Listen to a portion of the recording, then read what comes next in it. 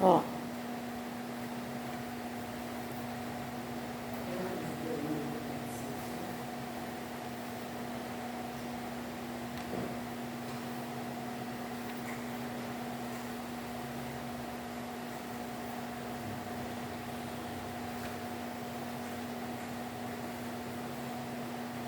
É a página 107? Oi?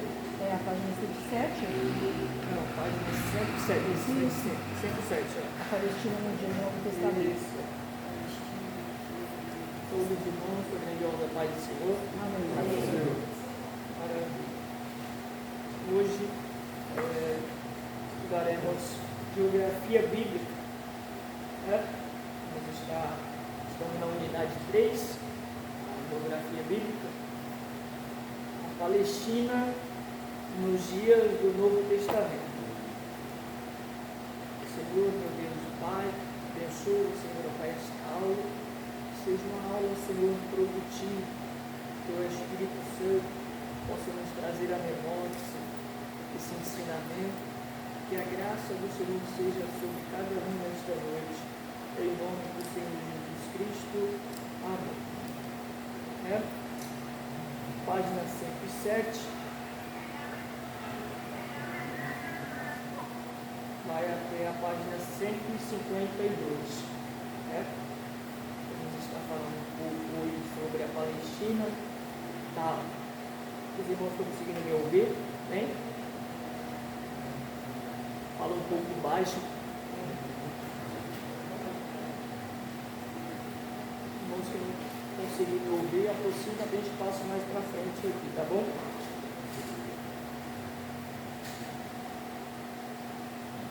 Bom, nós vamos compreender um pouco hoje sobre a Palestina, né?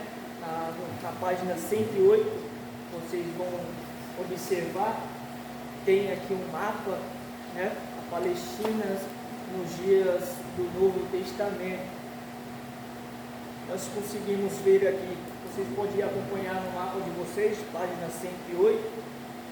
Eu vou usar bastante o mapa, tá? Como já é um livro sobre a geografia bíblica. Mar Mediterrâneo, né? Vocês estão vendo, é o grande mar aqui. A porcentagem de sal é de 5% ali, a salinidade do mar Mediterrâneo, como um mar comum do nosso Brasil, nosso mundo, né? Também vamos ver aqui o Mar Morto, né? Nós vamos ver também o Mar da Galileia e o Rio Jordão, que rega toda essa parte aqui de Israel, da Palestina, né? Também vamos ver aqui Samaria, Judéia, mais ao norte, né? E o Monte Hermon fica mais ao sul. Vem aqueles campos mais gelados, mais frios ali, né? E Jerusalém mais ao norte. Monte Hermon lá em cima, vocês vão ver aqui, ó, Monte Hermon. Lá em cima vocês vão ter essa atenção. E a Judéia lá embaixo, mais ao sul, mais ao norte, e Jerusalém, né? Belém, Hebron. E aqui nós temos essa compreensão aqui, Betsaida, Decápolis.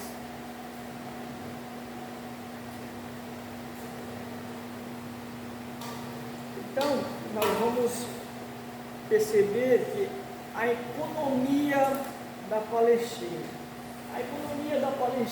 nesses tempos, ela se situava, como era uma terra não muito como o Brasil, né? Tem essa abrangência de diversidade, pode plantar o que quiser que vai nascer. Lá na Palestina é um pouco diferente, a agricultura, né? Se plantava também o trigo ali, né? A cevada, se plantava uvas, né? As figueiras, produzia os azeites, né? E as oliveiras, a vinha, né? E na pecuária também. era uma pecuária ali, a qual eles plantavam as vinhas, produzia ali os vinhos, né? Muitas das vezes para consumo próprio e também para exportação. Eles exportavam a indústria. A Palestina não tinha muito, assim, se dizer da indústria da Palestina. Tudo que se diz indústria é algo que a gente se produz em grande número e distribui para países afora, né? Para ser comercializado. Mas se a Palestina ela produzisse ali uma grande quantidade de vinho e vendesse esses vinhos, né, para países, para a Europa ali, países vizinhos, já se podia dizer que era a indústria, já era algo industrializado, né? E também a pesca. A pesca era algo que movia a economia da Palestina. A pesca, ela era o centro ali, né, do comércio também, a qual o próprio Jesus, quando ele vai ali à procura dos discípulos, ele encontra os discípulos tudo aglomerado, pescando, porque era algo que dava lucro naquele tempo, né? Os esforços eram implantados na pesca, tinha bastante lucro, né? No Novo Testamento nós vamos ver isso, né? Que a pesca ela tinha se desenvolvido de tal maneira, né? Que o povo se aglomerava ali para pescar, e até o próprio Jesus, ele, né, às vezes parava ali para fazer um churrasquinho ali, um peixe, né? Comia aquele peixe ali com o discípulo. Era algo que se encontrava na economia. Então, vou situar aqui na economia da Palestina, a agricultura, plantava-se, né, figueiras, videiras, né? Tamareira, vocês vão acompanhando ali, está no livro aqui, né? A oliveira, o trigo, a cevada, a lentilha. Então, a agricultura era basicamente isso na Palestina, né? Esse cultivo da cevada, da lentilha, dentre outros, né? O trigo, através do trigo, tinha ali o alimento, o pão, que era o alimento mais consumido pelos palestinos, né? O pão, o alimento mais consumido. Então, essa era a agricultura, através do trigo ali, né? Que é a base da alimentação de Israel. Quando nós falamos que o pão é o alimento mais consumido do povo da Palestina, o próprio Cristo ele vem se apresentando como o pão da vida, né? Porque era um alimento que era muito consumido pelos israelitas, pelos judeus, por toda a Palestina ali, né? Ele mesmo vem dizendo que ele era o pão vivo, né? Que desceu do céu. E o trigo, a economia, né? As figueiras, cevadas, as oliveiras, vinho, né? E a pecuária, certamente que era a parte mais difícil, era a pecuária, né? Se tratava pelo ambiente ali árido, precisava ter uma terra fértil para uma boa produção. E essa terra fértil ela só se encontrava ali na região ali do Monte Hermon ali, e a qual se desaguava entre o Rio Jordão, né? E o Mar da Galileia. Era uma região ali mais fértil, ali onde se podia plantar e colher ali alguma coisa, né? Essa é a pecuária, né? E as indústrias, como eu acabei de falar para vocês, tudo aquilo que faz em grande volume, distribui para cidades, países afora, consegue distribuir e vender, né? E tinha também como costume a fiação ali de tecelagem, as mulheres se tecelavam ali, se fiavam, produziam ali as roupas, né? Seus linhos finos, as mulheres elas tinham essa função ali, né? Pegavam as fibras ali naturais para formar fios e fabricava tecidos. O comércio, né, como eu acabei de dizer, devido à sua localização ali, a Palestina, os comércios ali pela Palestina sempre foi uma fonte natural. E o comércio abrangia tanto a Europa como também a Ásia ali, e a África também. Tinha compravas ali, a comercialização era por meio desses países aqui, por meio da Europa, da Ásia e da África, né? Ao sul.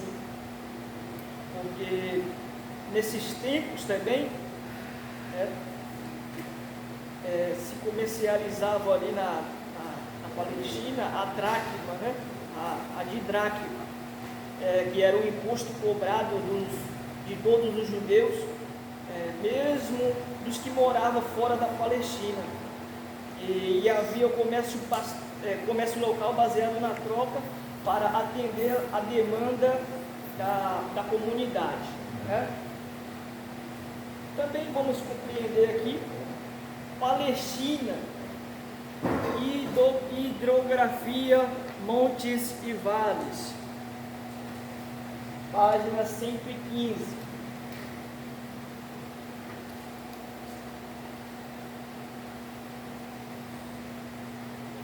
A hidrografia da Palestina, né, trata-se ali das fontes e das nascentes, das águas correntes, né, que se desaguavam ali no oceano, e também as nascentes subterrâneas ali, né, da Palestina, né, os objetivos da questão é que nós iremos ressaltar a hidrografia nos dias de Jesus. Os principais rios e lagos, estou ressaltando as vertentes do Jordão,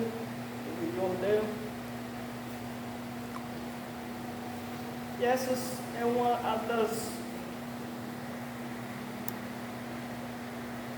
Aqui, ó, página 122, Palestina, lagos e rios da Palestina.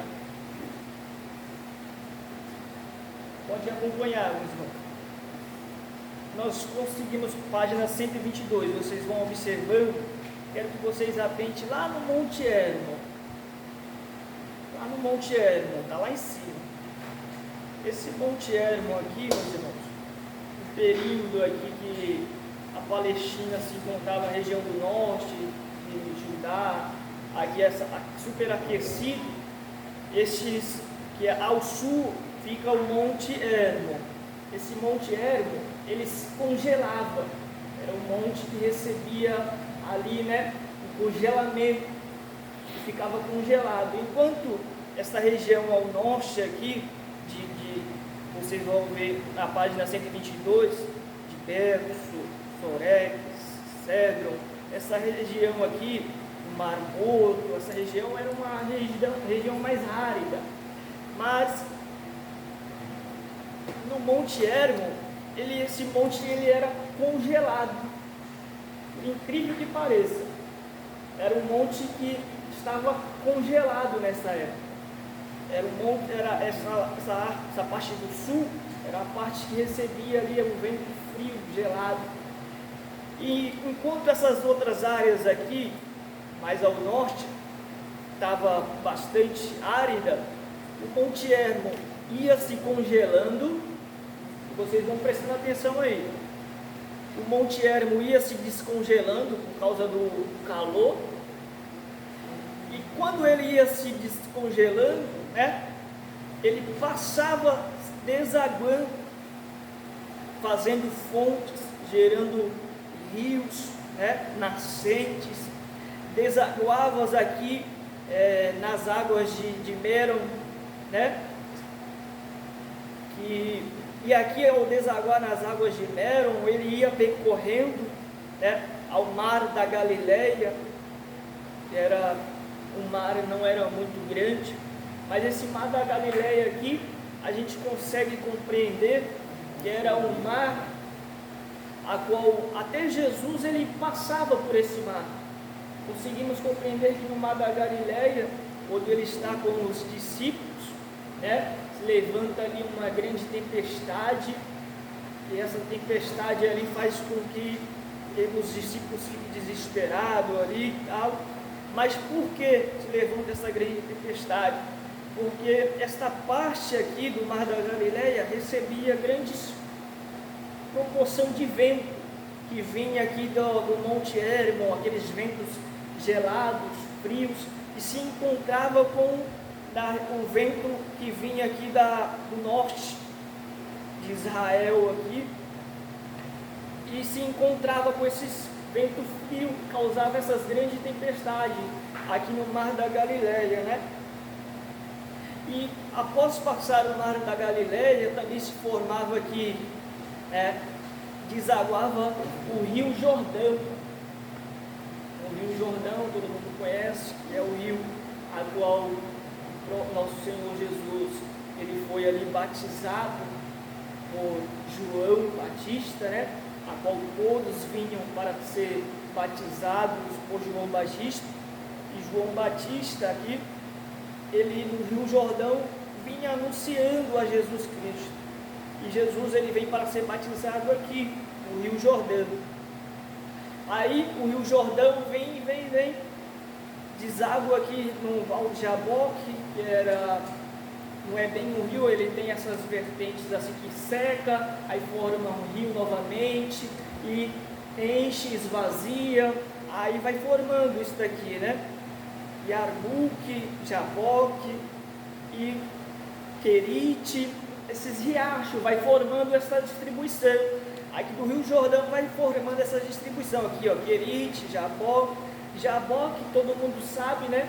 Que é o Val de Jaboque, é onde ocorre aquela cena a qual Jacó ele se apresenta ali, despede a sua família, passa o Val de Jaboque. Eu muito acredito que estava num período de águas ali, não muito cheio, mas ainda aí eles atravessam. Só que Jacó ele permanece do lado de cá, e ali Jacó ele luta ali uma noite, né, até raiar o dia, segurando o anjo, não solta o anjo me solta, ele não solta o anjo, até que Jacó ele é abençoado aqui no Val de Jaboque, está aqui, ó. Esse é um das vertentes do rio Jordão, a qual distribui.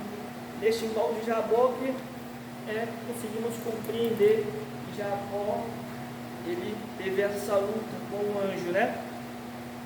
E Querite, onde o Rio Jordão vem desaguando e faz essa distribuição para Querite.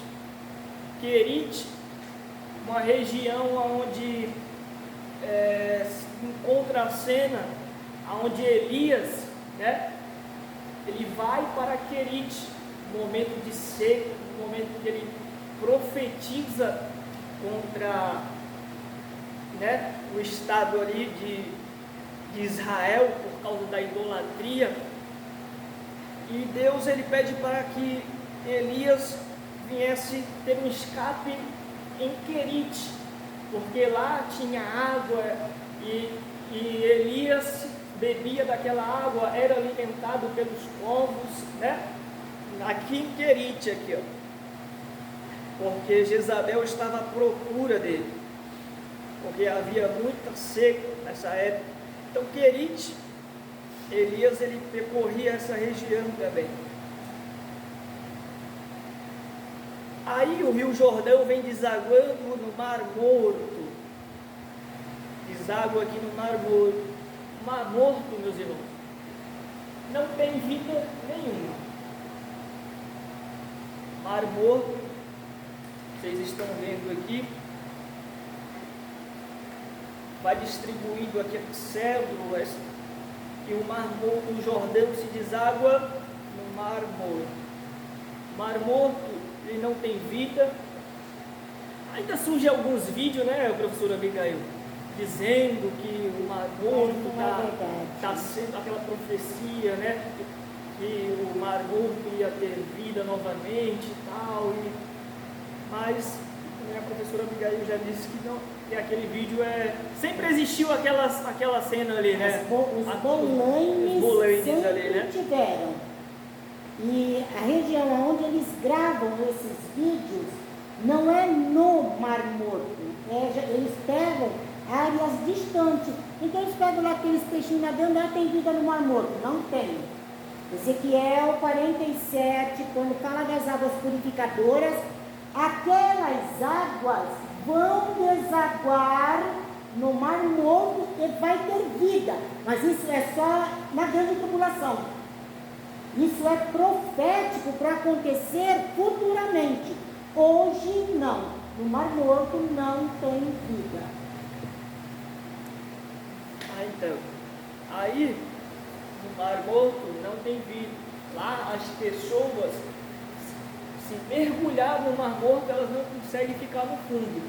Elas imediatamente ficam flutuando, olhando por cima das águas, porque a grande concentração de sal, indiferente da porcentagem de concentração do mar salgado normal, é 5%. É o nosso mar que a gente tem, que é o mar Mediterrâneo aqui, 5% de salinidade, né?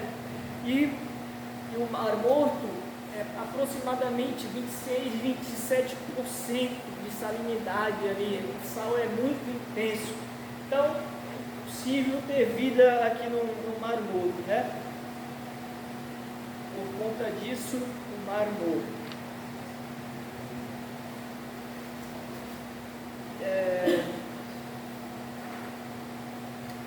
Principais montes da Palestina, página 125.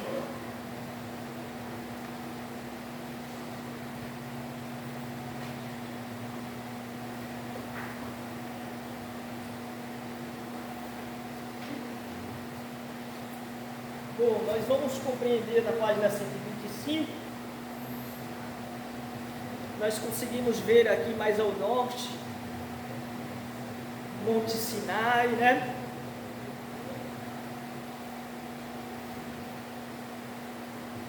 O Monte Moabe,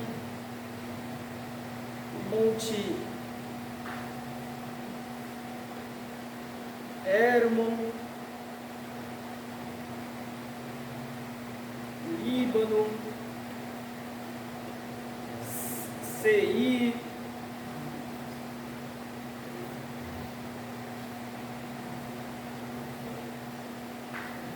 Abari, Pisga, Peor, Nervo.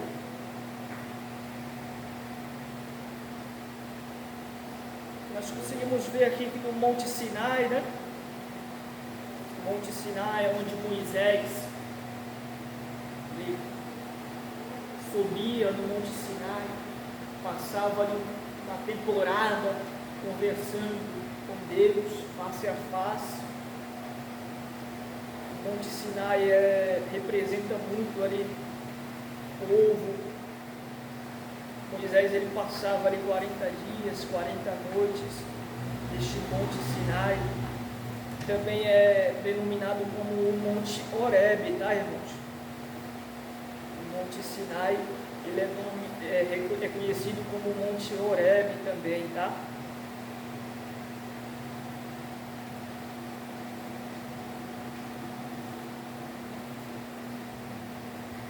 Aí, nós acabamos de ver agora os principais montes, né? Monte Sinai, Abarim, Seir, Pisga, Peor, Nervo.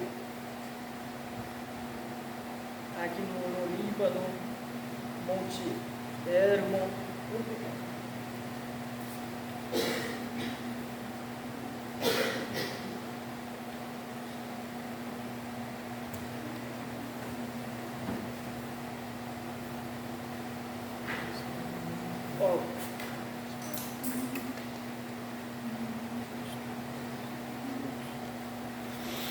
Vamos aqui para a página 129.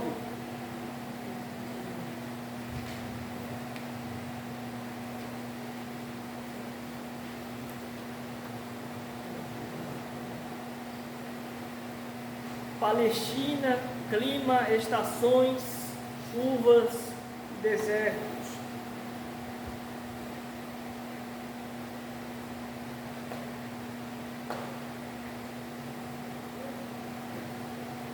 A Palestina e o clima era um clima bastante árido, clima desértico. Muitas das vezes a gente falando assim, o clima desértico. Clima desértico, ele não vem à nossa mente só aquela região árida, seca, onde a terra se levanta, aquela poeira, aquela coisa. Mas muitas das vezes também quando se trata de um clima desértico e árido, é um clima, meus irmãos, que às vezes não tem muita plantação de árvore, mas tem ali a grama, uma vegetação rasteira. E a Bíblia ela relata isso, né? Que lá eles criavam, né, as ovelhas, tinham os seus gados. Então não se tratava só de uma região árida, seca, né, na Palestina ali. Também tinha, quando fala da região árida, desértica, está se tratando também muitas das vezes uma região que não tem uma grande vegetação, árvores, mas tinha assim a plantação ali de azeite, de figueira, né? E quando se trata aqui da figueira, vamos dizer, vamos fazer uma leitura aqui. Quando se trata da vegetação lá, Jesus ele aborda um tema muito específico, página 129. Aprendei, pois, esta parábola da figueira. Quando já os seus ramos se tornam ternos e brotam folhas, sabeis que está próximo o verão, né? Jesus ele aborda ali que era a região ali do verão, do inverno. Orai, ele fala também do inverno também, né? Orai para que a sua fruta não aconteça no inverno nem no sábado. Jesus ele também aborda esta variação de clima que acontecia no inverno, né? E tinha esses períodos essas variações. Não é só a região árida que só faz sol, que só é calor. Não. De noite fazia muito frio. A região a qual de noite ali era um frio ali que não dava para ficar sem blusa. Tinha que colocar pelo menos uma pele de ovelha. Matar um boi. Tinha que ter uma pele de ovelha ali para poder se aquecer. Senão, e de noite tinha que ter no mínimo ali a mão de Deus ali para guardar. Louvado seja Deus. No mínimo ali, para poder, de dia ali, para poder refrescar. Nós conseguimos compreender essa variação de clima com o próprio povo quando sai, né, do Egito, passa ali pelo monte, pelo deserto ali, 40 anos e 40 anos ali percorrendo ali o deserto para poder chegar na terra prometida. E de dia, Deus ele estendia a coluna, né, de fogo para aquecer o povo. E de noite, e de dia, era a mão de Deus ali, a nuvem pairando por cima de todo o povo ali, guardando, né? E à noite a coluna de fogo aquecendo, para que o povo continuasse caminhando, percorrendo, né? Essa variação de clima ali na Palestina, a gente consegue entender isso.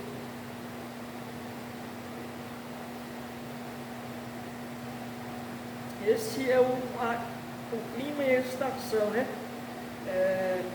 Que a gente que encontra lá na Palestina, né?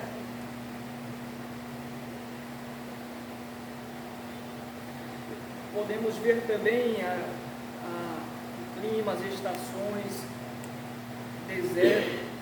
O próprio João Batista ele vem anunciando, né? E profetizando uma voz do que clama no deserto, né? Fala ali sobre o deserto também. O clima é a diversificação, né, da geografia ali da Palestina. Era variado, né? Variedade. Jerusalém nos dias do Novo Testamento. Página 133.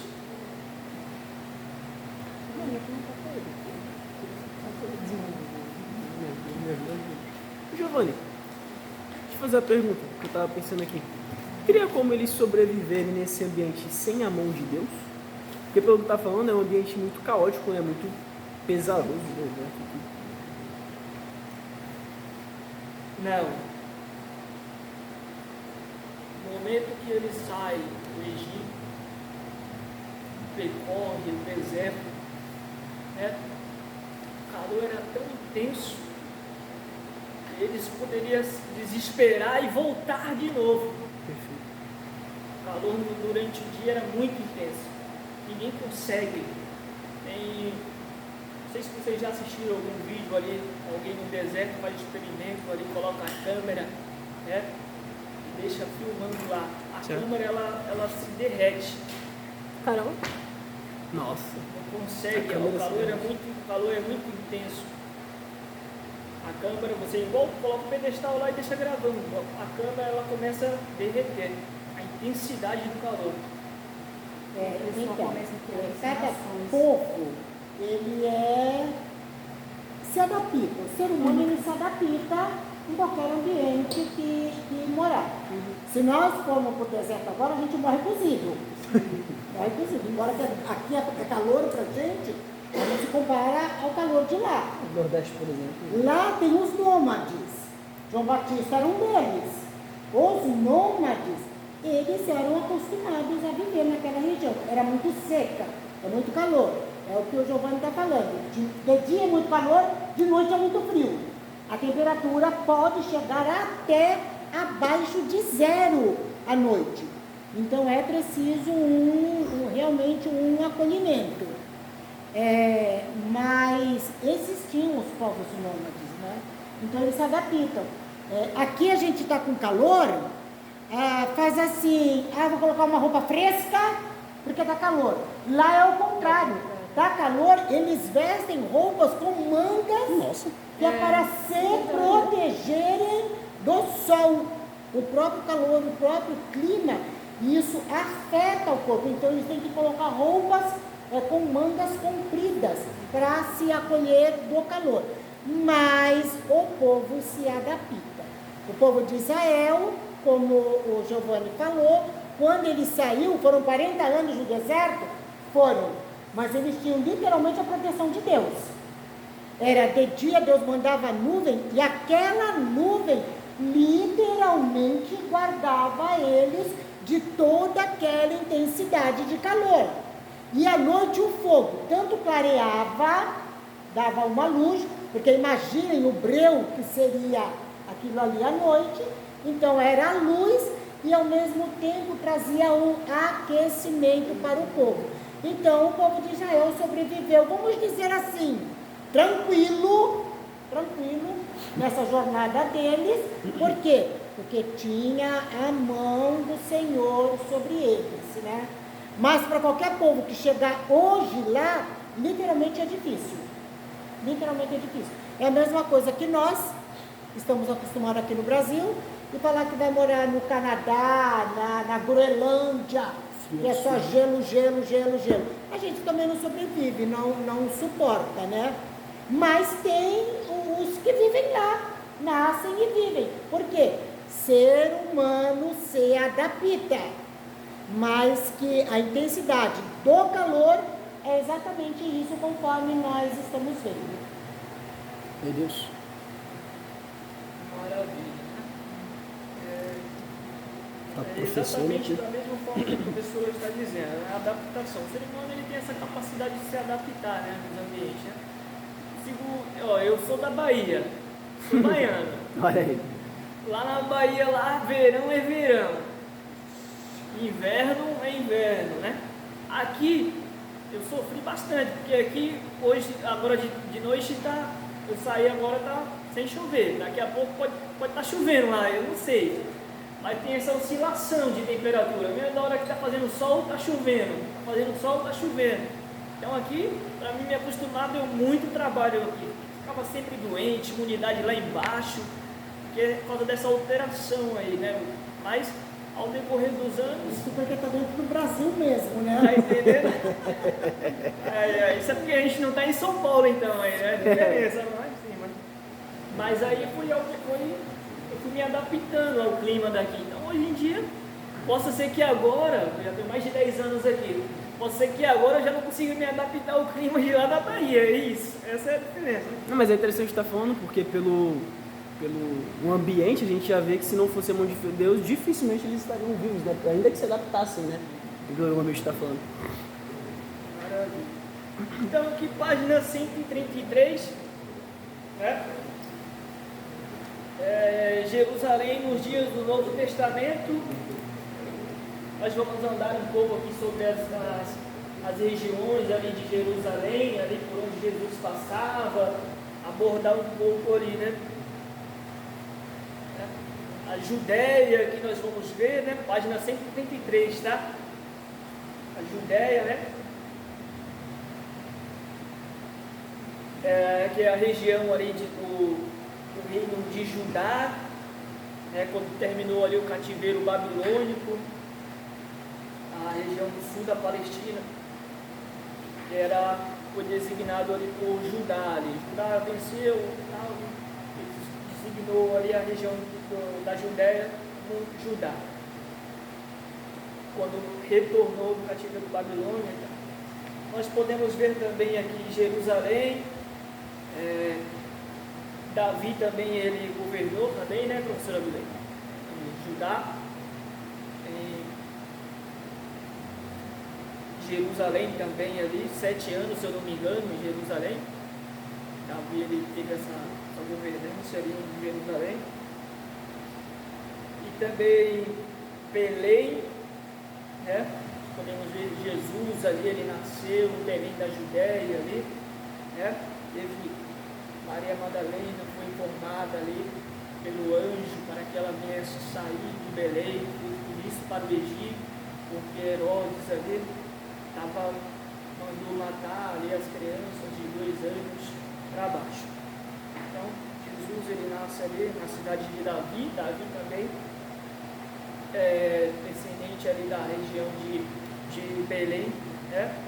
O seu pai ali também era de Belém, José era de Belém. E Hebron, né? Fica localizado ali a 30 quilômetros ao sul de Jerusalém, né? Nós também conseguimos ver aqui Betânia. Nós estamos andando sobre essa região aqui de Jerusalém, tá? Do Novo Testamento, né? Betânia. Alguém consegue me falar onde Jesus ia em Betânia? O que aconteceu ali em Betânia? Alguém consegue me dizer o que aconteceu em Betânia? Uma passagem bíblica ali que aconteceu ali em Betânia?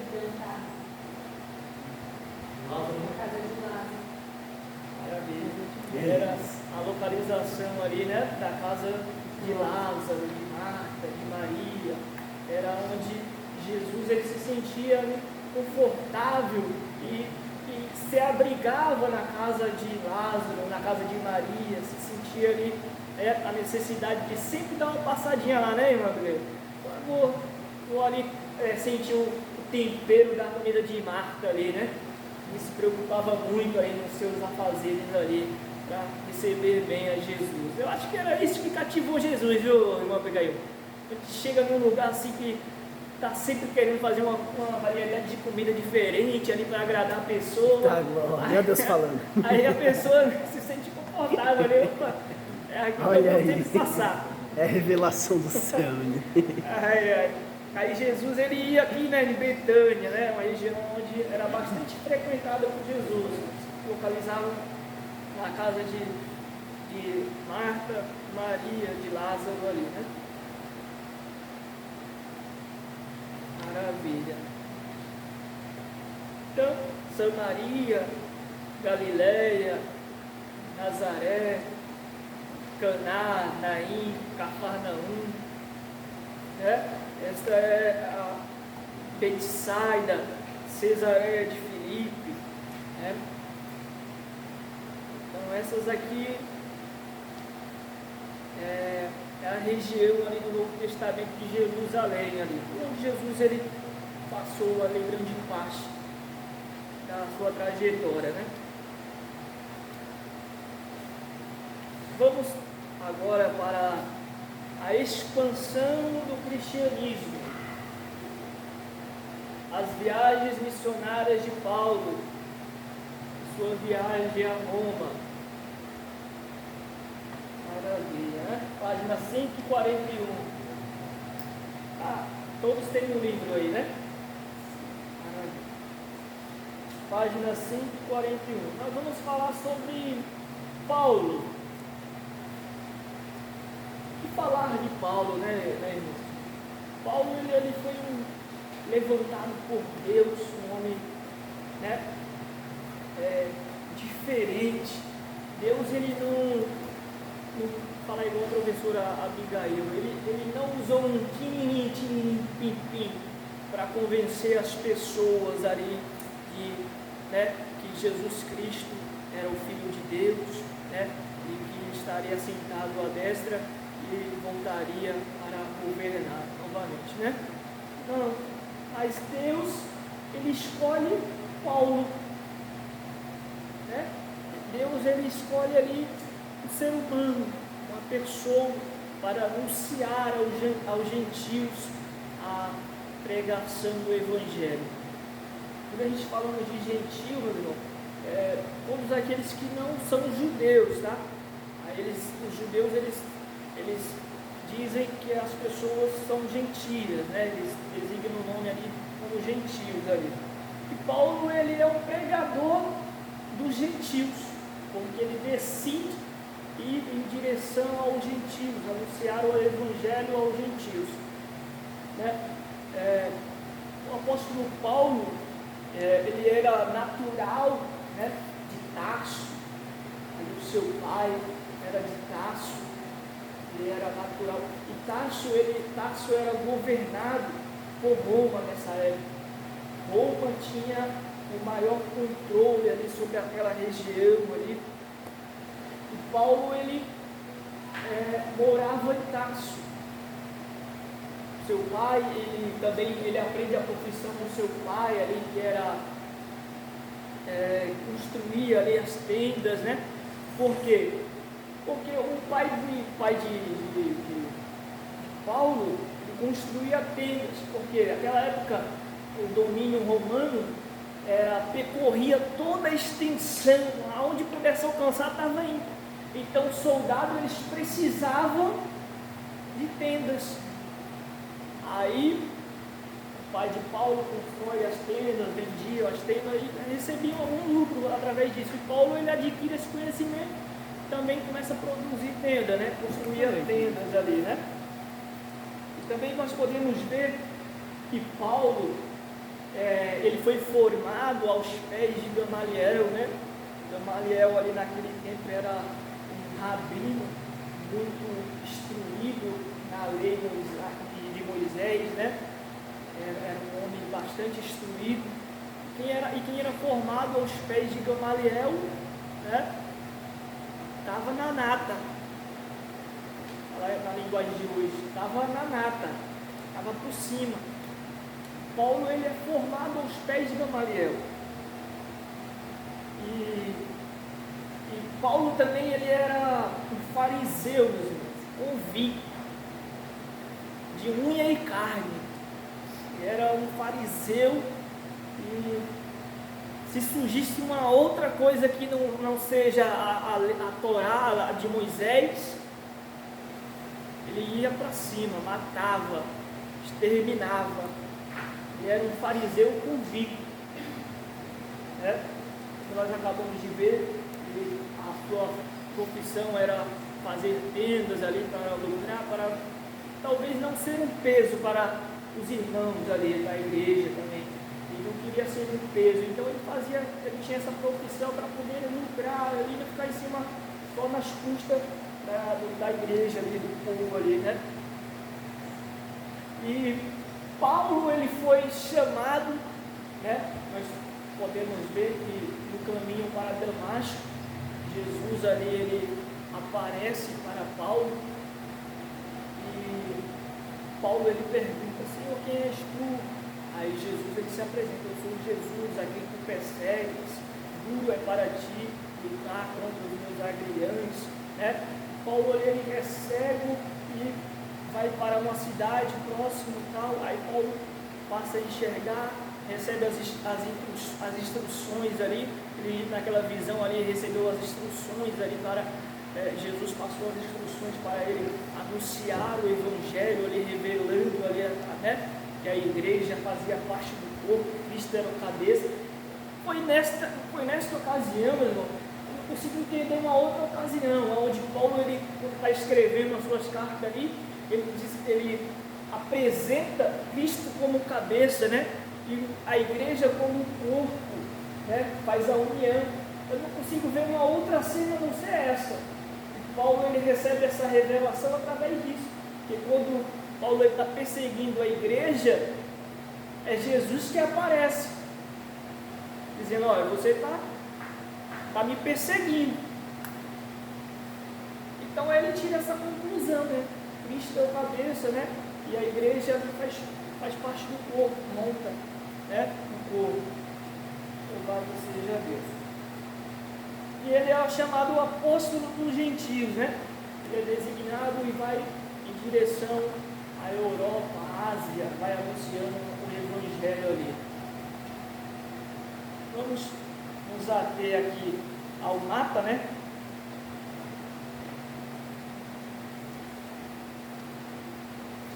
Vamos ao mapa 144.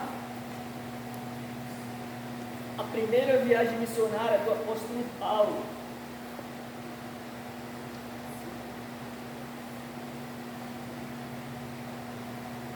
Bom, a primeira viagem do apóstolo Paulo, ela passa aqui por Antioquia, né? Ela vem aqui em Antioquia. Paulo de Antioquia, ele passa para Pafos, né? Pafos, ele passa para Perge. Ele vem aqui para Antioquia da Pisídia. Ele vem para... Depois vocês, quando estiver em casa, vocês vão compreender melhor. Esse livro aqui, ele detalha todas as viagens, por onde passou, aborda todos os temas ali, como que ele conheceu, o que aconteceu nas regiões, tá? Estou trazendo só uma pincelada por cima. Nessa primeira viagem aqui, né, ele vai com Paulo, ele vai juntamente com Barnabé e também João Marcos, nessa viagem aqui, nessa primeira viagem. Eles seguem junto, Paulo, Barnabé e João Marcos. Lá em Atos, capítulo 13, versículo 14, vocês vão conseguir compreender. 13, 14, 15, ele vai estar falando sobre esta primeira viagem de Marcos, ali que ele vai com Paulo, Barnabé e João Marcos. E vai anunciando aqui. Aí ele vai em Antioquia da Pisídia, Icônio, Listra, Derbe, né? E aí ele volta para Antioquia. Tem ali aquela Antioquia aqui da Pisídia, tentam matar ele aqui, Icônio, Listra, conseguem. Aí ele volta para Antioquia, vem para Atália, para Perge aqui de novo, essa região. Aí ele volta para Jerusalém novamente, para Antioquia novamente, ele volta para Antioquia. Aqui é a primeira viagem missionária de Paulo, né? Ele inicia ali com João Marcos e Barnabé e segue essa primeira viagem. A sua segunda viagem missionária. Paulo, ele sai aqui de Jerusalém, né? Da Antioquia. Aí ele vem para Jerusalém.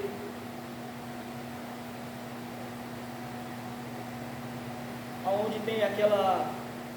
Aí ele vem para Jerusalém, tem aquela uma contenda, um levantamento ali das questões que dessa primeira viagem, é que Paulo, aí vem os judeus anunciando que Paulo ele estava indo contra ali as leis de Moisés ali, né? Estava pregando contra as leis de Moisés.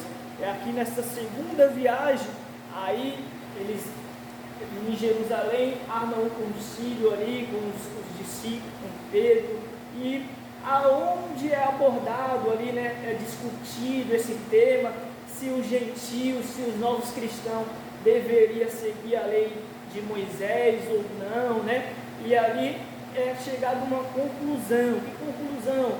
Que os gentios, os novos cristãos, eles não precisavam, né, seguir a lei de Moisés, mas deveria buscar ali a santificação, né? E se distanciar do sangue ali de animais ali. Aí foi batido o martelo, bateu o martelo, ó, os cristãos, eles não precisam seguir a lei de Moisés, mas devem buscar a santificação e se abster do sangue de animais.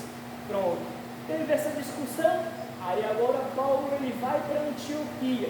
Lá em Antioquia, tem ali a discussão ali, né, de Paulo e Barnabé, e porque Barnabé ele queria levar João Marcos de novo para a viagem, porque nós conseguimos ver ali que aqui na região de Icônio, Derbe, aqui se eu não me engano, eles teve essa discussão com Marcos, ele abandona o barco, decide voltar novamente para Jerusalém. Nessa primeira viagem, João Marcos volta, abandona eles. João Marcos era muito útil ali para eles, ali, mas João Marcos ele volta para Jerusalém na primeira viagem. Nessa primeira viagem, aí João Marcos volta para Jerusalém e fica aos pés ali de Pedro, fica ali na instrução de Pedro, ali, né, em Jerusalém, ali, aquela região. Aí na segunda viagem, aí tem essa, bate o martelo ali, os cristãos não precisam seguir a lei de Moisés, mas buscar a santificação e se abster do sangue de animais. Aí Paulo agora na segunda viagem vai para Antioquia, acompanha aí, Antioquia. Aí na Antioquia tem essa discussão aí de Paulo e Barnabé, que Barnabé agora queria levar João Marcos de novo, e aí Paulo ele fica bravo, não, ele já nos abandonou, não vamos levar eles não. Aí agora Paulo ele decide a viagem com Silas, né? Aí vai a viagem novamente ali por parte da Ásia, ali de Atenas, ali vai para o lado da Europa, e vai anunciando o evangelho ali, Paulo e Silas. Aí ele sai de Antioquia, né? Vai para Tarso, aí vem aqui para Icônio, né? Antioquia aqui, vem a região da Frígia, da Galácia aqui, da Ásia, prega toda na região da Ásia aqui, viaja aqui para Troade, é a segunda viagem, né? Aí vem aqui em Troade, que ele recebe a visão, quando ele está em Troade nessa segunda viagem, ele recebe uma visão, né? Que tinha um homem ali que pedia para que ele viesse atravessar a Macedônia, para que ele viesse anunciar ali o Evangelho, né? Ele entendeu que era para ele atravessar a Macedônia e vai aqui para Filipos, né? Ele atravessa a Macedônia e vai para Filipos, que é a região aqui de Samotrácia, aqui, né? Ele atravessa aqui, sai de Troas e vai para Filipos. Ele tem essa visão em Troas ali, e o jovem estava pedindo para que ele viesse, né, socorrer ele. Aí Paulo entende, precisava ir para Filipos. E lá em Filipos, lá ele encontra lá a família de Lígia, né, que era a produtora, produzia ali púrpura, e toda a família de Lígia se converteu ali, né, a pregação de Paulo também. Aí Paulo sai de Filipos, vem para Tessalônica, ali região da Europa, né, vem para Bereia. Os bereanos, meus irmãos, é aqueles lá que, lá em Apocalipse, lá a gente consegue entender os bereanos, quando Paulo, ele aqui diz que os bereanos, eles tinham um coração receptivo à palavra de Deus, era mais quebrantado. E nessa região aqui de Tessalônica, Filipos, essas partes aqui, o povo já queria pegar Paulo e estrangular já. Aí Paulo vem para Bereia, aí o povo já é mais receptivo à palavra de Deus. Quando Paulo ele pregava, os bereanos ficavam assim, ó. Deixa eu ver se está de acordo com o que está escrito. Paulo pregava, os bereanos estavam para ver se era compatível o que ele estava ensinando. Aqui em Bereia, segunda viagem, aí Paulo sai de Bereia aqui e vem para Atenas, né? De Atenas ele passa para Coríntios. Nessa região aqui, ele conhece também, nessa região aí ele está de Coríntios, né?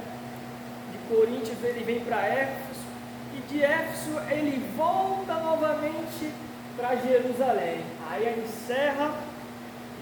Aí quando ele chega em Jerusalém, ele explica tudo para Tiago. Tiago era aquele que era o irmão de Jesus. Ele anuncia, olha Tiago, os feitos que eu fiz, curei, né, ali pessoas, anunciei o Evangelho, as pessoas ali em Coríntios, em Éfeso, em Bereia, toda aquela região de Filipos, ali, foram receptivos à pregação do Evangelho e tal, explica para Tiago, e Tiago se alegra com aquilo dali, né? E Paulo, ele encerra e volta e fica ali em Jerusalém. A terceira viagem, né?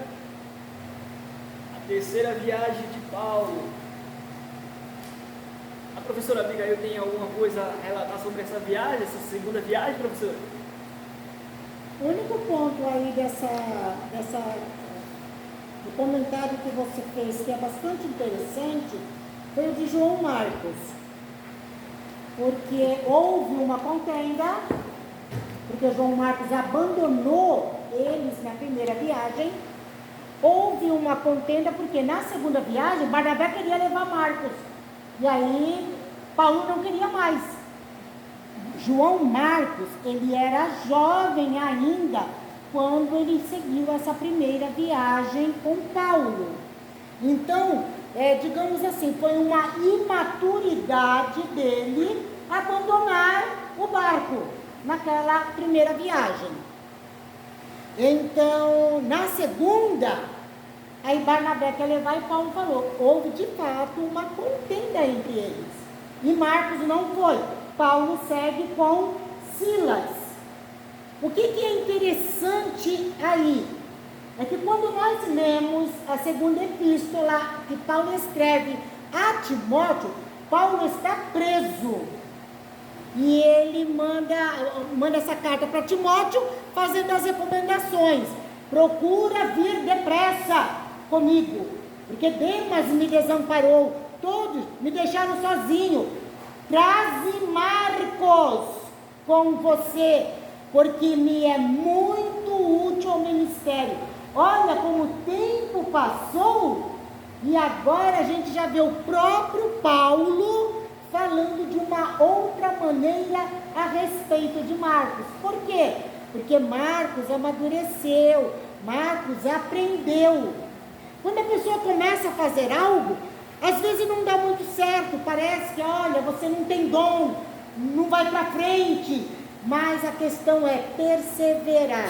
E quem está na frente, como Paulo, também tem que reconhecer isso. Paulo na segunda viagem, não quero João Marcos, não foi, mas o tempo foi passando. E Paulo foi descobrindo o valor, porque Marcos, ele também se importou em aprender, em crescer. Isso tem muito de nós, E chegou no ponto, no final do ministério de Paulo, porque Paulo aí, quando ele escreve para Timóteo, estava perto da morte dele. Logo Paulo morreu. mas ele deixou escrito o reconhecimento em relação à pessoa de Marcos. Ele me é muito importante no ministério. Então, tudo aquilo que nós fazemos, que nós nos desempenhamos, primeiro, quem está fazendo tem que procurar crescer. E quem está na frente tem que saber valorizar o liderado, de dar oportunidade. Tem que ter a parte de um e tem que ter a parte do outro. É a lição que nós aprendemos com João Marcos e Paulo. Eu estava ainda agora, antes de iniciarmos a aula, falando sobre ensinamento. Quem tem um dom de ensino? Você quer ensinar? Você não quer ensinar? Uns querem, outros não querem. Eu fico de frente e eu fico procurando professores sentados na minha frente. Para mim, vocês são todos professores sentados na minha frente, né? E a gente tem que... Eu quero investir na vida de vocês. Eu quero isso. Eu estou investindo na vida do Giovanni. Hoje vocês podem falar assim, ele não ensina como a senhora, professora. Óbvio, eu tenho 64 anos. O Giovanni tem 20 e tantos, né? Tem uma longa jornada a percorrer, um aprendizado. Mas você vê, está se esforçando. Está se esforçando. Tomou a coragem, eu vou. E a gente dá oportunidade, vai investindo, né? Esforço de um, esforço de outro. Isso, eu estou falando em relação a Giovanni. Eu falo em relação a cada um de vocês sentados aí onde vocês estão. Vocês são líderes, vocês são professores em potencial. O que não pode acontecer? Se acovardar, não tenho coragem de chegar lá na frente. Gente, cria coragem. É o Espírito Santo quem dá graça, é o Espírito Santo quem fortalece. E ter o esforço. Dentro disso, nós fechamos exatamente João Marcos e Paulo. Do jeito que eu estou dando oportunidade para o Giovanni, eu quero dar oportunidade para todos vocês. Para todos vocês. Porque eu canso de dizer, amanhã depois a irmã Abigail não está mais aqui, eu posso morrer, eu não tenho mais 20 anos, e quem é que vai prosseguir com o IBAD? Quem é que serão os próximos professores? Né? Então, isso é uma palavra para cada um de vocês. Paulo e João Marcos. É uma lição para nós levarmos para casa. Amém? A professora já veio, já parecia a lenda. Encerramos Já emendou, já junto. a segunda viagem de Paulo, né? Terceira viagem de Paulo é página 129. Página 129. Pode observar no mapa aí.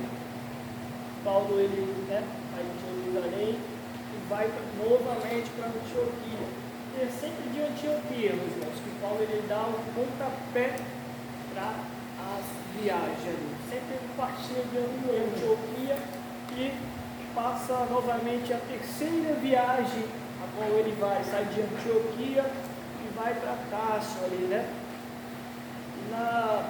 Lá em Atos nós vamos ver a terceira viagem, lá em Atos capítulo 18, 19, 20, 21 ali, vai estar falando sobre a terceira viagem de Paulo aí. Se você acompanhar lá, vai fazendo a leitura direitinho. E é muito importante a gente saber sobre essas viagens, né, de Paulo, o que aconteceu com ele ali, que foi abordado, o que ele abordou, o que ele pregava, né, qual era o tema que ele pregava. Nós vamos ver aqui no Evangelho, nos Evangelhos ali, apenas uma pregação completa ali de Paulo ali, uma pregação única ali, completa, que a gente consegue entender mais ou menos, né? E Paulo ele sempre partia de Antioquia, lá em Atos capítulo 18, 19 e 20 e 21, vai estar falando sobre a terceira viagem, tá?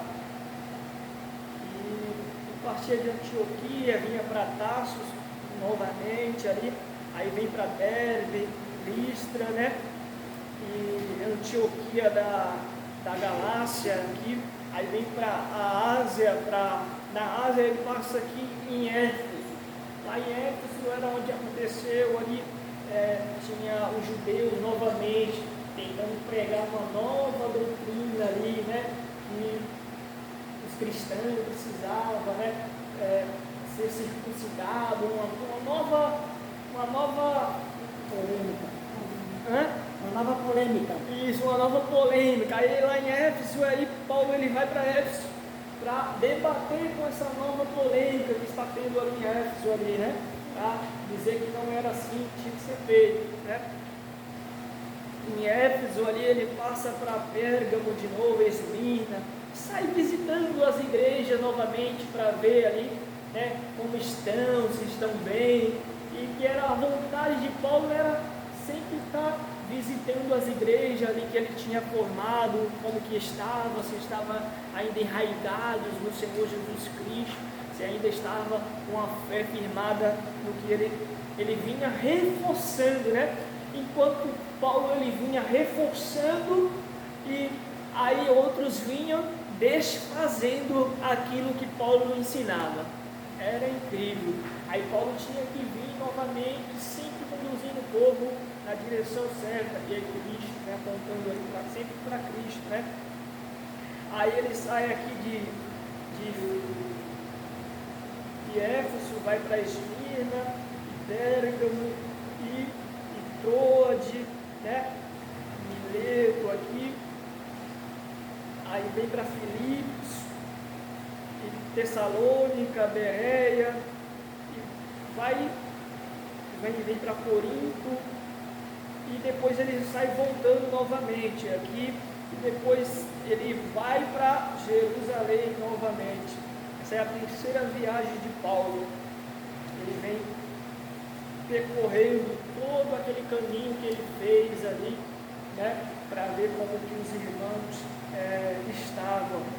Ele volta para Jerusalém, e em Jerusalém, né, é onde em Jerusalém acontece ali, os judeus já estavam esperando Paulo nesta volta da terceira viagem a prender a Paulo.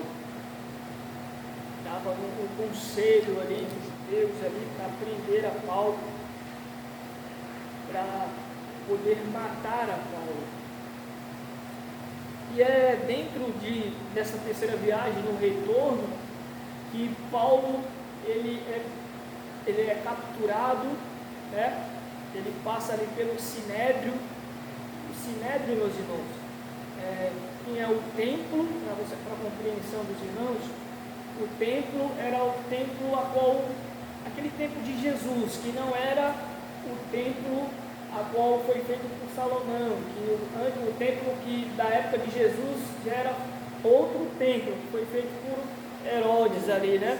E já era um templo totalmente diferente, mas com a mesma proporção, uma proporção grande, com as colocações corretamente, o ato das mulheres ali, né? O espaço, no ato das mulheres tinha o espaço ali para os leprosos, né? Tinha um espaço para os leprosos, tinha um espaço para a lenha, tinha um espaço para as mulheres e uma elevação de escada que já adentrava ali o Santíssimo e para poder dar acesso aos Santos dos Santos ali. E aí no Sinédrio, o Sinédrio já era um ambiente onde se colocavam 70 pessoas, 70 ministros ali, que julgavam as pessoas ali de acordo com a lei de Moisés. Era 70 pessoas, e dentro desse Sinédrio não era qualquer pessoa. Eu já estava desqualificado, porque para ser do Sinédrio tinha que ser pessoas altas e bonitas. Eu também não ia. Agora eu vou desqualificar uma boa parte aqui. E ainda tinha que ser rica ainda. Deixa a gente aqui mesmo. E agora, para todo mundo ficar longe do Sinédrio, tinha que ser judeu ainda. Aí, no Sinédrio se colocava 70 pessoas ali, né? Altas, bonitas, era a colocação que eles tinham. Alta, bonitos, né? Tinha que ser bonito, rico e ainda judeu ainda, para poder fazer parte daquele grupo de no conselho ali, onde ali eles matavam ali as pessoas ali, né? E Paulo ele foi levado para ia ser levado para esse sinédrio, mas só que Paulo ele recorre a Roma ali, ele recorre a Roma para que ele viesse ser julgado por Nero, né, professor Abigail? Para que ele viesse ser julgado por Nero e não no sinédrio, porque Paulo ele recorre ali a Nero porque ele tinha descendência romana, mas a cidadania, né, a cidadania romana, né, perdão. Então ele recorre a Nero, mas tudo isso daí era um plano de Deus, tá? Isso aí era um plano de Deus ali na vida de Paulo, e Paulo ele não quis ser julgado ali no sinédrio ali com aquelas pessoas bonitas, ricas, né, e judeus ali alto. Mas Paulo ele no fim da sua carreira ele decide ir para ser julgado em Nero ali, onde era o centro, era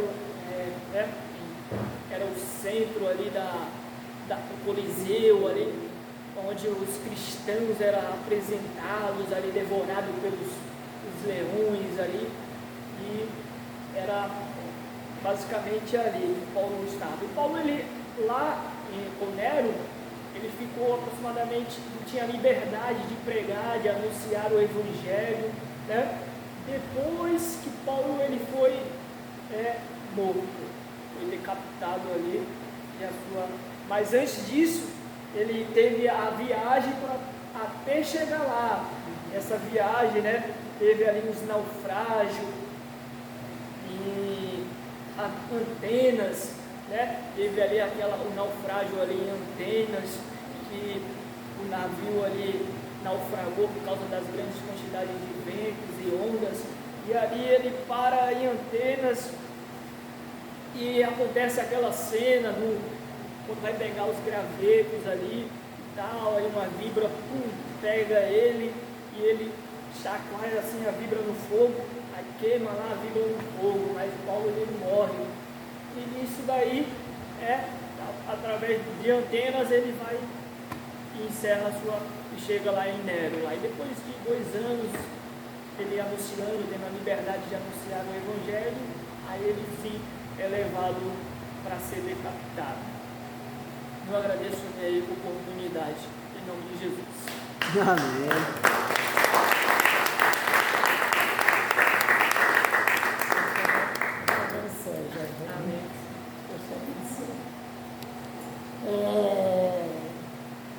Paulo ele fica 2 anos em Roma antes de ser morto. Ele próprio alugou uma casa, ele não estava preso em cadeias. Ele próprio alugou uma casa e ficou morando nela por 2 anos. Toda a guarnição romana estava ali, estava guardando ele estava preso. Ele não podia sair dali. Mas ele tinha liberdade para receber qualquer um ali. Então, essa última viagem, que ainda os historiadores todos contam como uma 4ª viagem de Paulo, viagem missionária ele fez 3. Mas essa de Roma, eles colocam como uma 4ª.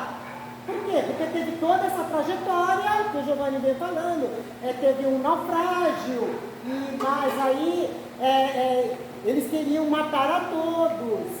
E Paulo ali, ele foi dando todo um suporte para aquelas pessoas, e eles chegaram todos, até os prisioneiros, chegaram todos a Roma.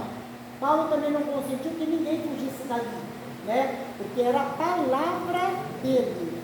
Então a gente vê que Paulo, onde ele chegava, ele tinha autoridade, não só para a palavra, mas também para lidar com outros assuntos.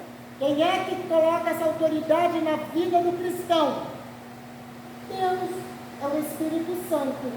Nós não precisamos nos preocupar. Eu vou voltar de novo na mesma tecla, quando eu falo sobre serem professores, sobre ensinarem.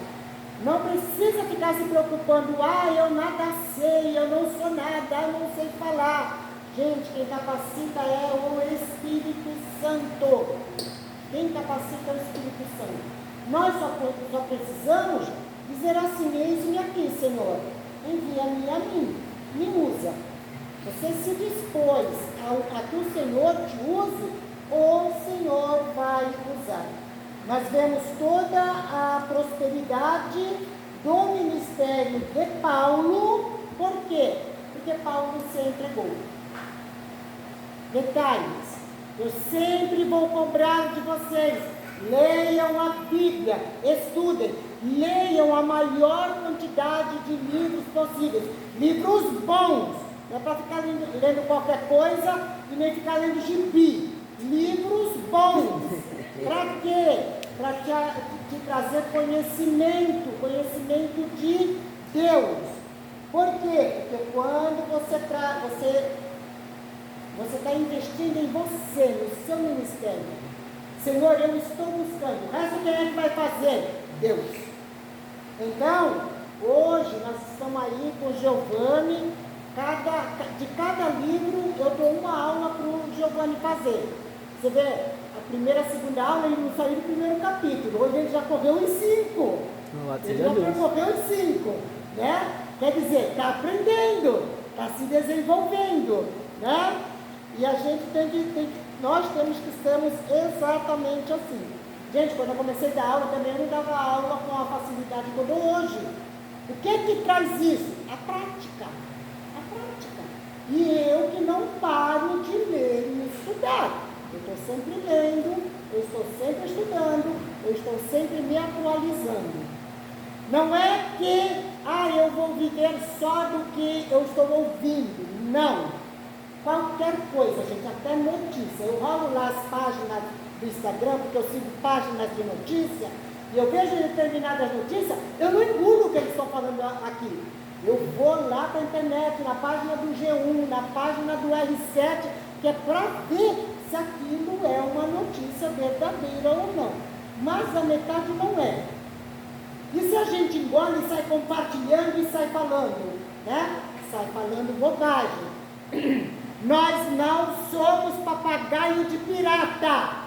Não é para ouvir e repetir. Eu ouvi, Bereano, vou lá, vou procurar, vou pesquisar, vou saber se é verdade. É verdade então eu vou falar.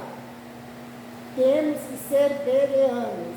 Eu quero voltar um pouquinho aqui na lição, no capítulo 2, que fala sobre a Palestina, hidrografia, montes, vales e planícies. Jordão. Quero tocar no tópico do Jordão. O Jordão tem uma grande história com o povo de Israel. Quando Israel sai do Egito, eles atravessam o quê? Jordão. Não, Mar saiu Vermelho. do Egito. Mar Vermelho. O Mar Vermelho. Mar Vermelho se abre, eles estão saindo do Egito. Atravessa, entra no deserto, fica 40 anos. Eles estão caminhando para onde? Canaã. Para Canaã, terra prometida.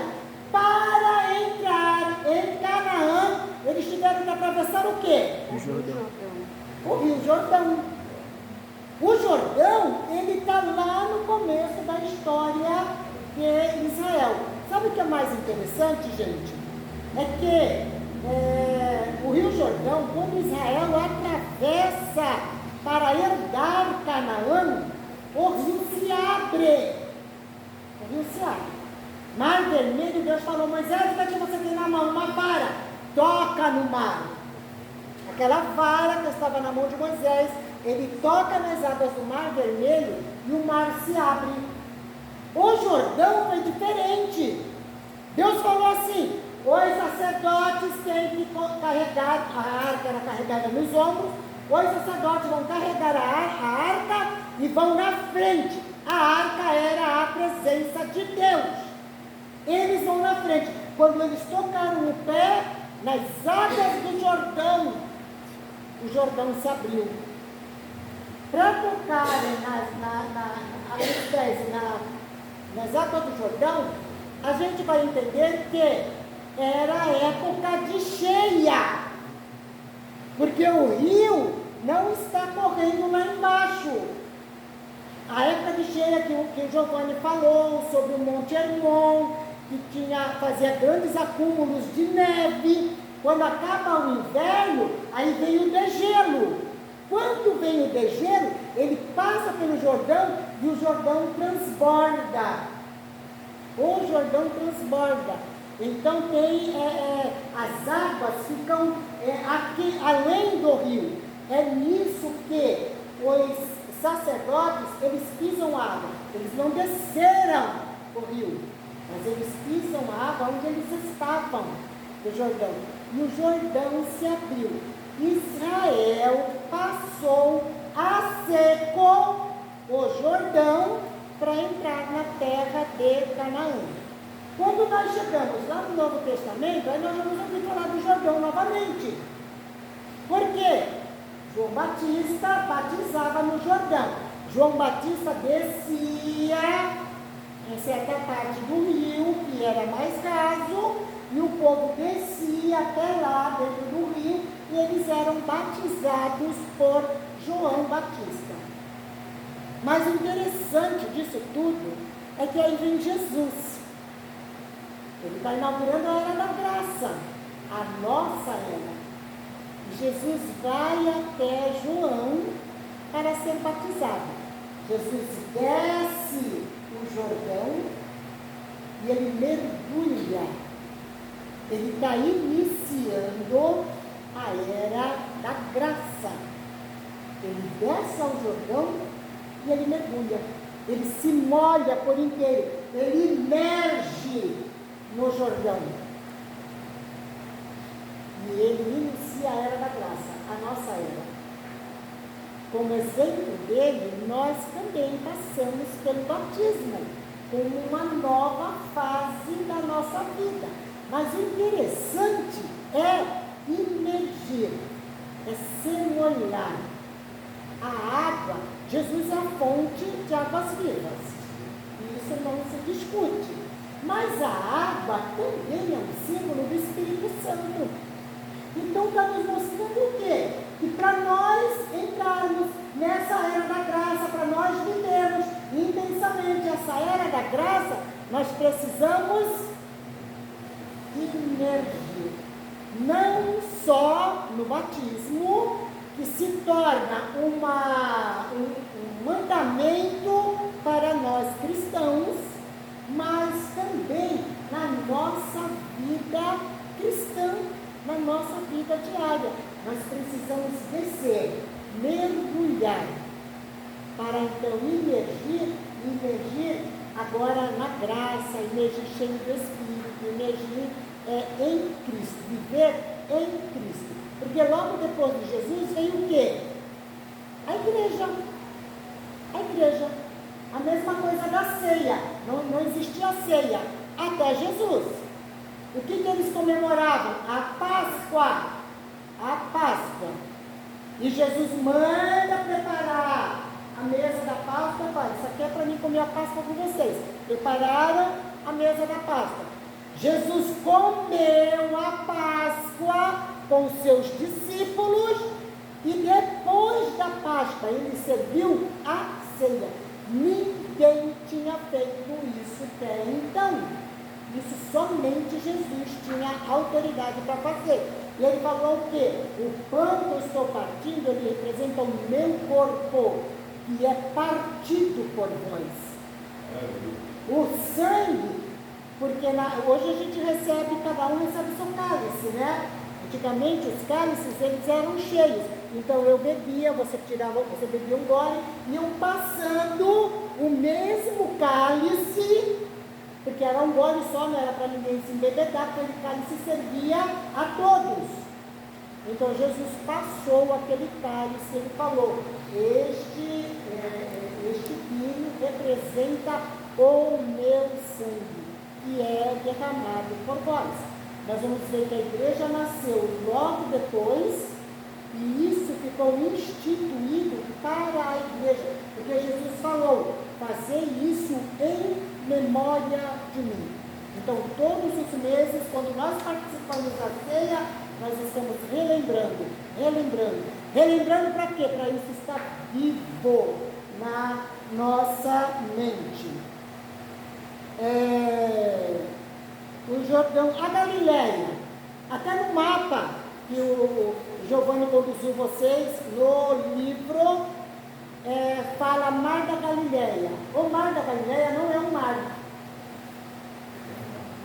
É um rio, é água doce.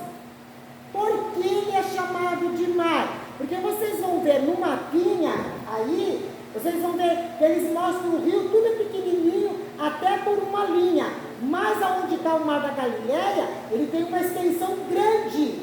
Porque de fato, até hoje o Mar da Galileia está lá, ele tem uma extensão muito grande. Então, pelo seu tamanho, ele é chamado de mar. Mas ele é um rio, ele é de águas doces. Ele é conhecido por 3 nomes. Ele é o Mar da Galileia, ele é o Mar de Tiberíades e ele é o Mar de Genezaré. Ele é conhecido pelos 3 nomes. E ainda tem aqueles que o conheciam por Quinerete. Isso era o povo do Antigo Testamento, conhecia aquela região como Quinerete. Mas o Novo Testamento traz 3 nomes. É como o Giovanni falou do Monte Sinai. O Monte Sinai e o Monte Horebe é o mesmo monte. Um dia o irmão falou para mim, irmã, qual é a distância do Monte Sinai e do Monte Horebe? Eu falei, é o mesmo.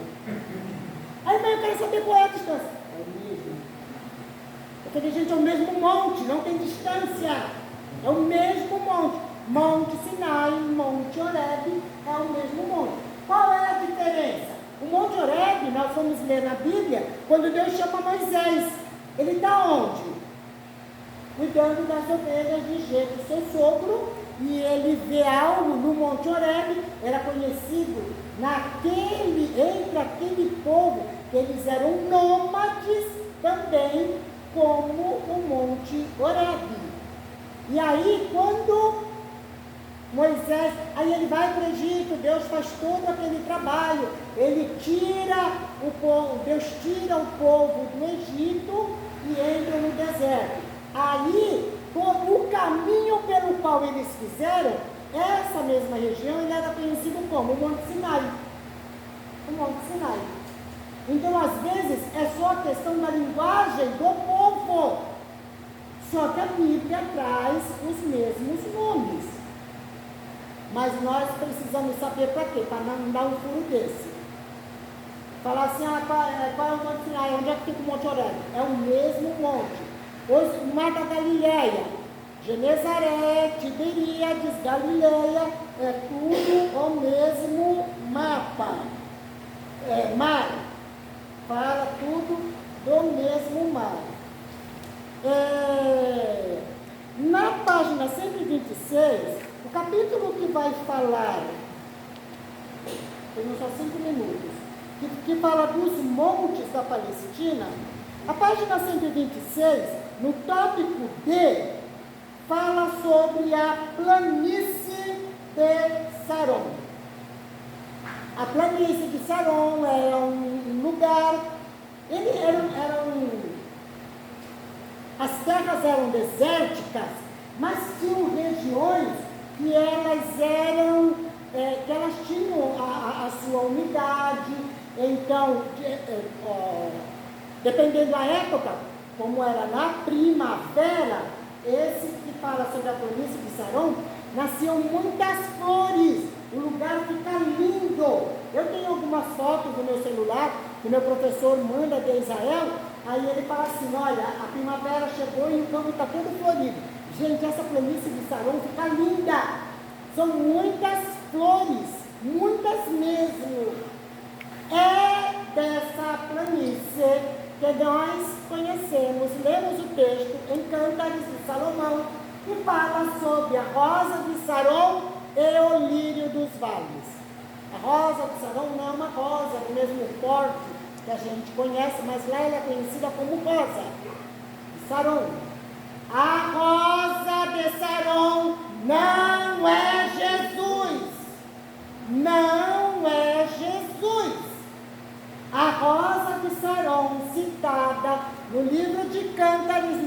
Salomão está falando de Israel, está falando da noiva, porque cântares é o diálogo do noivo e da noiva. A noiva fala: eu sou a rosa de Saron e o lírio dos vales. Lírio dos vales também era um líriozinho, era uma flor que dá naquela mesma região. Essa rosa de Saron, ela também é conhecida como também é conhecida como calêndula ou narciso. Se eu falar narciso, o que traz a memória de vocês? Narcisista. O narcisismo. O que é o narcisismo? É aquele que adora a si mesmo, se acha muito belo, muito maravilhoso. Eu sou inteligente, eu sou isso, eu sou aquilo. Às vezes a pessoa é feia que dói, mas ele se olha lá no espelho: eu sou maravilhoso. Isso é narcisismo. É narcisismo. Eu tenho falado algumas vezes sobre culto ao corpo. Gente, o que mais o diabo implanta no século XXI é o culto ao corpo. Todos os médicos estão mandando as pessoas fazer academia. Todos. Isso virou regra. Tu chega lá com uma dor de cabeça, vai fazer academia que passa. Tá com dor de coluna, vai fazer academia que passa. Tô com dor no pé, vai fazer academia que passa. O remédio dos médicos hoje é academia. Por quê? Porque está em alta o culto ao corpo. Isso é mensagem satânica. Tem aquele que vai à academia só para fazer uma academia. Mas a partir do momento que você começou, check, e não tira a sua foto para guardar não, joga nas redes sociais.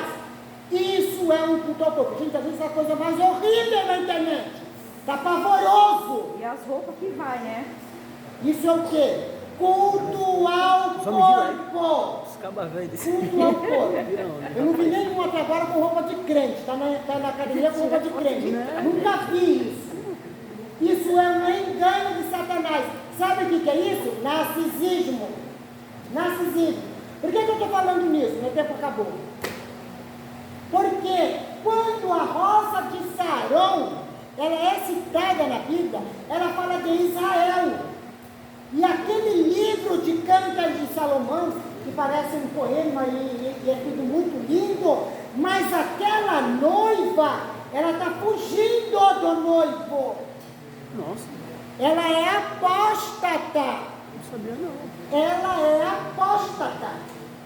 O noivo, ele vai atrás, ele procura. E a noiva está escorregando feito de sabão. Escorrega para lá, escorrega para cá. Narcisismo. Se auto-valorizar, se auto-achar. Eu sou o cara. Gente, nós temos que prestar muita atenção às nossas atitudes, aquilo que nós fazemos.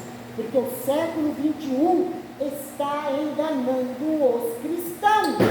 Está enganando os cristãos. E os cristãos estão caindo feito patinho na conversa do século XXI. Porque nós precisamos buscar a Deus. Eu não estou falando que não pode fazer academia. Pode fazer sim, gente. A tua saúde está precisando? Pode fazer sim. Se comporte.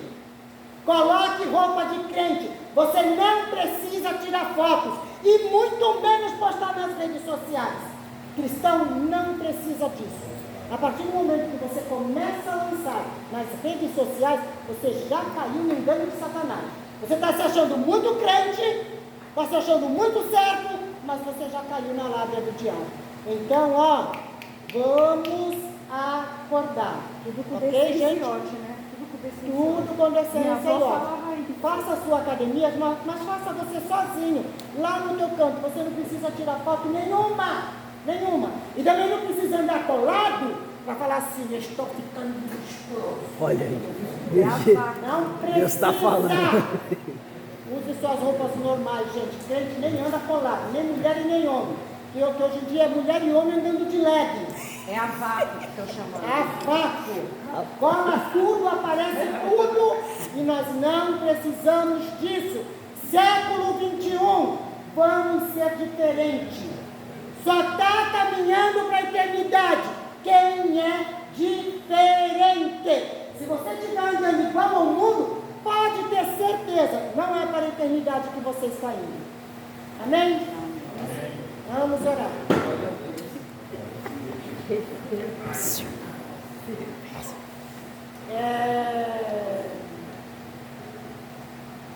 Nos despede a Deus em oração. Senhor, em nome de Jesus, Pai, obrigado por mais a alma maravilhosa, abençoa, Pai, em nome de Jesus, Pai. Ele ia ser, Pai, continuar sendo usado pelo Senhor,